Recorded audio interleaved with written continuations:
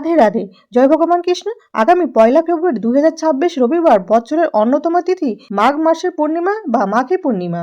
এই দিন একটু হলেও খান এই একটি খাবার, সারা বছর অর্থ আসবে, আপনি আর আপনার পরিবারের সবাই সুস্থ থাকবেন। মাঘ মাসের এই বিশেষ পূর্ণিমার দিন কিছু খাবার খাওয়া যেমন জীবনের পক্ষে খুব ভালো বলে মনে করা হয়, তেমনি কিছু খাবার খাওয়া একদমই উচিত নয়। বিশেষ করে এই পবিত্র মাঘী পূর্ণিমার দিন ভুলেও খাবেন না এই 3টি সবজি।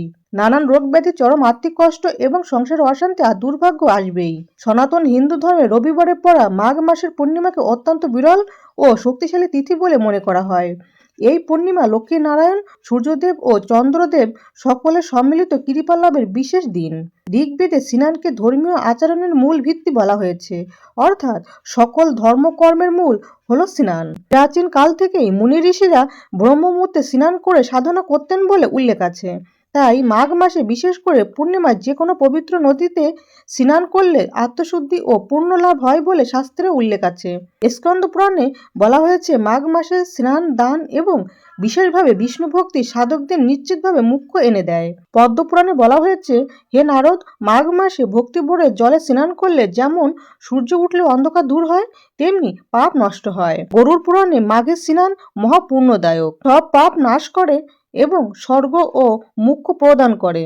ব্রহ্ম বৈবর্ত পুরাণে উল্লেখ আছে, মাঘ মাসে দান, জপ, হোম ও পূজা করলে কোটি জন্মের পাপও নষ্ট হয়। কুর্ম পুরাণে বলা হয়েছে, সকালে স্নান না করলে মানুষ শুচি থাকে না এবং পূজা ও জপের অধিকার পায় না। এই ধারণা থেকেই মাঘ মাসে প্রতিদিন স্নান এবং মাঘী পূর্ণিমায় বিশেষ স্নানের মাহাত্ম্য রয়েছে। শাস্ত্রে বলা হয়েছে, মাঘ মাসে দেবতারা পৃথিবীতে অবতরণ করে স্নান করেন এবং এই সময় ভগবান বিষ্ণু গঙ্গার জলে অবস্থান করেন। এই দিনে প্রয়াগে ত্রিবেণী সঙ্গমে স্নান করলে মোক্ষ লাভের পথ সুগম হয় এবং গঙ্গা স্নান ও দান করলে বহুগুণ বেশি পূর্ণ লাভ পাওয়া যায়। মাঘী পূর্ণিমার তিথি সাধারণভাবে ভগবান বিষ্ণুর উপাসনার দিন হিসাবে ধরা হয়। মাঘী পূর্ণিমার দিন স্নানের সঙ্গে সত্যনারায়ণ পূজা, উপবাস, জপ, ধ্যান, দান বিশেষ ফলদায়ী। এই দিনে তিল, চাল, ঘি দান, অন্নদান, কোনো ব্রাহ্মণ বা দরিদ্র মানুষকে সাহায্য করা অত্যন্ত পুণ্যজনক। পূর্ণিমা হচ্ছে চন্দ্র শক্তির পূর্ণতা, মনে ভক্তি ও শান্তি দেয়, এবং রবিবার হচ্ছে সূর্য শক্তি, যেমন আত্মশক্তি, ধর্মশক্তি ও প্রাণ শক্তি। দুই শক্তির একসাথে হলে আধ্যাত্মিক ও পার্থিব উন্নতির যোগ তৈরি হয়, পাপ ক্ষয় হয়, আত্মশক্তি বৃদ্ধি পায়, দান করলে বহুগুণ ফল দেয়।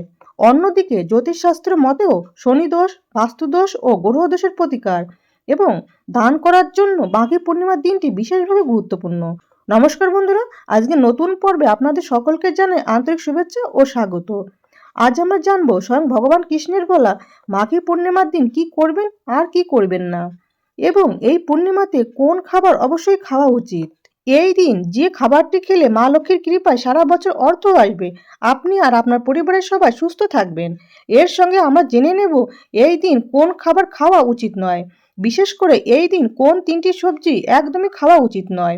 এই দিন যে নিষিদ্ধ সবজি বা খাবারগুলি খেলে জীবনে ঘনিয়ে আসতে পারে চরম আর্থিক কষ্ট, পরিবারের সদস্যদের লেগে থাকবে নানান রোগ ব্যাধি, সারা বছর রোজগার কমে যেতে পারে, সংসারে নেমে আসতে পারে চরম দুর্ভাগ্য। আপনি রবিবার মাঘী পূর্ণিমার দিন কোনো ব্রত পালন করুন অথবা না করুন, কিন্তু এই দিন অবশ্যই শাস্ত্র অনুসারে আহারের নিয়মগুলি মেনে চলুন। তাহলেই আপনার বাড়ি থেকে বাস্তুদোষ দূর হবে এবং সারা বছর মা লক্ষ্মীর কৃপা থাকবে। এছাড়াও আমরা জেনে নেব মাঘী পূর্ণিমার অতি প্রাচীন এবং শক্তিশালী 4টি উপায় বা টোটকা, যে উপায়গুলি করলে আপনার সংসারে সুখ ও সমৃদ্ধি এনে দেবে এবং আয় উন্নতি বৃদ্ধি করবে। বন্ধুরা, পঞ্জিকা অনুসারে 31শে জানুয়ারি 2026 শনিবার শেষ রাত 5:54 পূর্ণিমা শুরু হচ্ছে, আর 1 ফেব্রুয়ারি রবিবার শেষ রাত 3:39 পূর্ণিমা ছেড়ে যাচ্ছে। এবং উদিয়া তিথি অনুযায়ী 1 ফেব্রুয়ারি রবিবার মাঘী পূর্ণিমার ব্রত, নিশি পালন ও উপবাস পালিত হবে এবং শ্রী শ্রী সত্যনারায়ণ পূজা অনুষ্ঠিত হবে ও সকাল 10টার মধ্যে নিত্যানন্দ একাদশী ব্রতের পালন। শ্রী শ্রী সত্যনারায়ণ পূজার শুভ সময় হলো 1 ফেব্রুয়ারি 2026 রবিবার সন্ধ্যা 5:23 থেকে রাত 6:48 মধ্যে। মাঘী পূর্ণিমার স্নান এবং দানের বিশেষ সময় সূর্যোদয় থেকে সকাল 7:03 মধ্যে, পুনরায় 12:57 থেকে দুপুর 1:40 মধ্যে। এরপর সন্ধ্যা 6:13 থেকে রাত 7:04 মধ্যে। বন্ধুরা, সত্যযুগে একসময় পৃথিবীতে পাপ বাড়তে শুরু করে, মানুষ ধর্মকর্ম ভুলে যায়, দান ধ্যান কমে যায়, ঋষিমুনিদের তপস্যা ব্যাহত হতে থাকে। তখন দেবতারা চিন্তিত হয়ে ব্রহ্মার কাছে যান। দেবতারা বলেন, হে প্রজাপতি, কলির যুগে মানুষ দুর্বল হবে, তারা কঠিন যজ্ঞ বা তপস্যা করতে পারবে না, তাদের জন্য সহজ মুক্তির পথ কি? তখন ব্রহ্মা ধ্যান করে বলেন, মাঘ মাস হলো দেবতাদের প্রিয় মাস। এই মাসে পবিত্র নদীতে স্নান করলে মানুষ সহজেই পাপ মুক্ত হতে পারে। এরপর দেবতারা ভগবান বিষ্ণুর কাছে যান। বিষ্ণু বলেন, মাঘ মাসে আমি তীর্থের জলে বিশেষভাবে অবস্থান করি। যে ভক্ত ভোরে উঠে স্নান করে দান করে এবং ভক্তি ভরে আমাকে স্মরণ করে, আমি তাকে মুখ দান করি। বিশেষ করে পূর্ণিমার দিনে যে ভক্তি ভরে স্নান করবে, সে বহু জন্মের পাপ থেকে মুক্ত থাকবে। এই কারণে বিশ্বাস করা হয় মাঘ মাসে দেবতারা তীর্থস্থানে অবস্থান করেন। গঙ্গা, যমুনা, সরস্বতী, নর্মদা সব পবিত্র নদীর শক্তি এই সময় বৃদ্ধি পায়। বন্ধুরা, মাঘী পূর্ণিমার দিন নিষিদ্ধ সবজিগুলির মধ্যে প্রথমে যেটির কথা বলবো সেটি হলো চাল কুমড়ো। এই দিন বাড়িতে কখনোই চাল কুমড়ো রান্না করবেন না। এই দিন অনেক জায়গায় বিভিন্ন পুজো উপলক্ষে বা নানান তান্ত্রিক ক্রিয়াতে চাল কুমড়ো উৎসর্গ করা হয়। মাঘী পূর্ণিমার দিন পরিবারের কোনো সদস্যই চাল কুমড়ো খাবেন না। এই দিন চাল কুমড়ো খেলে বাড়িতে রোগ ব্যাধি লেগেই থাকবে। রোগের পিছনে খরচ করতে করতে আপনি সর্বস্বান্ত হয়ে যাবেন। সুতরাং মাঘী পূর্ণিমার দিন কোনোভাবেই চাল কুমড়ো বা চাল কুমড়ো থেকে তৈরি কুমড়ো মিঠাই বা পিঠা মুখে তুলবেন না।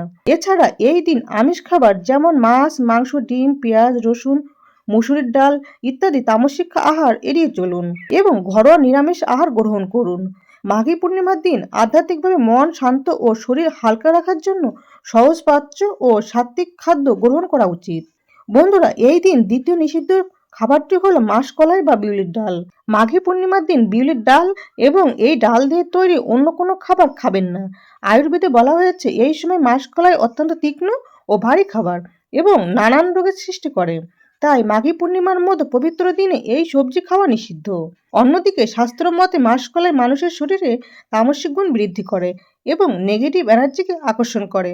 সুতরাং এই দিন ঘরে বা বাইরে মাসকলাই বা বিউলির ডাল দিয়ে তৈরি কচুরি, রসবড়া, ধোসা ইত্যাদি যে কোনো ধরনের খাবার খাওয়া এড়িয়ে চলুন। স্কন্দ পুরাণে তীর্থ মাহাত্ম্য পুরাণে বলা হয়েছে মাঘ মাসে পূর্ণিমা হলো স্নান ও ব্রতের চূড়ান্ত ফল পাওয়ার সময়। এই দিনে দেবতারা তীর্থে বিশেষভাবে উপস্থিত থাকেন।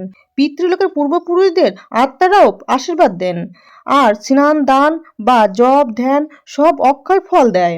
মাঘী পূর্ণিমার দিনে সাদা ভাত অথবা ময়দা তৈরি লুচি বা পরোটা সঙ্গে আলু, ফুলকপি বা বাঁধাকপির তরকারি, দুধ, ফলমূল বা পায়েস প্রভৃতি খাবার খেতে পারেন, কিন্তু কোনো প্রকার নেশাজাতীয় খাবার এই দিন গ্রহণ করবেন না। বন্ধুরা, মাঘী পূর্ণিমার দিন দ্বিতীয় নিষিদ্ধ সবজিটি হলো কুমড়ো। শাস্ত্র মতে এই বিশেষ দিনে কুমড়ো খাওয়া অশুভ, তাই এই দিন কখনোই কুমড়ো রান্না করবেন না এবং পরিবারের কোনো সদস্যই মাঘী পূর্ণিমার দিন কুমড়ো খাবেন না।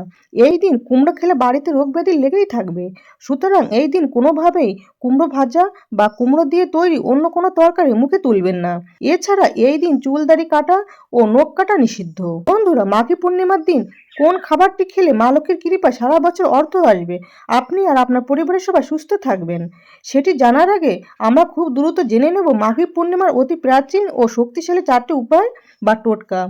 এগুলি আপনার সংসারের আয় উন্নতি বৃদ্ধির জন্য অত্যন্ত ফলপ্রদ। প্রথম উপায়টি হলো মাঘী পূর্ণিমার দিন সূর্যোদয়ের সময় স্নান করুন।